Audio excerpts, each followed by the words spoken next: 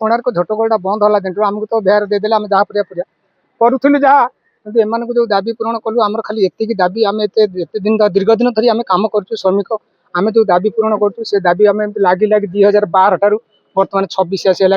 कौन सी सरकार शुणे आमर खाली एति दाबी सरकार आमर केमी दाबीटा को शुणा जाऊ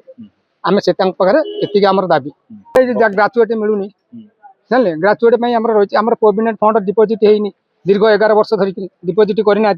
आउ प्रोविडेंट फंड आमको दौना मैंने बर्तमान डिपोजिट करना से कौटू आनीदेवे आमरी पैसा से खेल खेलते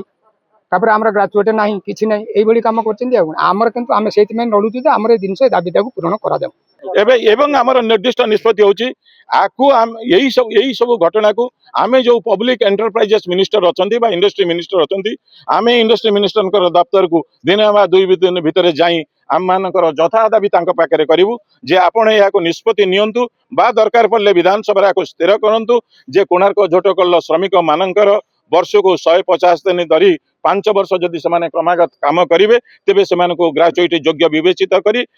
एएलसी जोटा जाजपुर रोड स्थित एएलसी की से ठीक भाव निर्देश दियंतु।